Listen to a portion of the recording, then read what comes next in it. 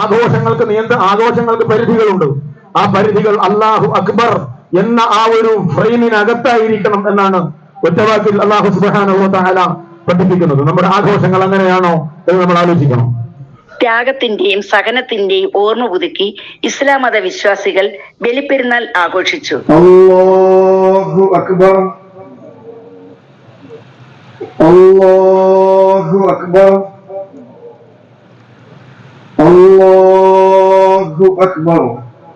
അൽഹംദുലില്ലാഹി റബ്ബിൽ ആലമീൻ അർറഹ്മാനിർ റഹീം മാലികി യൗമിദ്ദീൻ യഖ്ശഅ ويتجنبها الأشقى الذي يصلى النار الكبرى من تزكى وذكر اسم ربه فصلى بل تؤثرون الحياة الدنيا والآخرة خير وأبقى.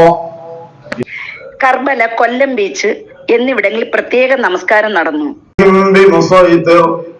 إلا من تولى وكفر فيعذبه الله العذاب الأكبر إن إلينا إيابهم ثم إن علينا حسابهم.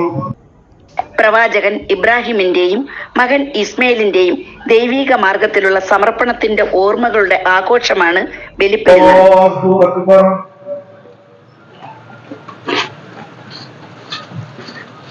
അല്ലാഹു അക്ബർ. ഹജ്ജിന് സമാപനം കുറിച്ചാണ് വിശ്വാസികൾ ബലിപ്പെരുന്നാൾ ആഘോഷിക്കുന്നത്. ദൈവിക കൽപ്പന പ്രകാരം മകനെ ബലി നൽകാൻ പ്രവാചകൻ ഇബ്രാഹിം തയ്യാറായതിന്റെ ഓർമ്മ പുതുക്കിയാണ് ബലിപ്പെരുന്നാൾ ആഘോഷിക്കുന്നത്. ഇബ്രാഹിം നബി, മകൻ ഇസ്മയിൽ എന്നിവരുടെ സമർപ്പിത ജീവിതമാണ് ഹജ്ജിലും ബലിപ്പെരുന്നാളിലും സ്മരിക്കപ്പെടുന്നത്. കൊല്ലം ബീച്ച്, കർബല തുടങ്ങിയ വിവിധയിടങ്ങളിൽ ഈദ്ഗാഹുകൾ ഒരുക്കിയിരുന്നു. കർബലയിൽ നടന്ന ഈദ്ഗാഹ് നമസ്കാരത്തിന് മദീന മസ്ജിദുൽ വാഹിദ് നൗമി നേതൃത്വം നൽകി.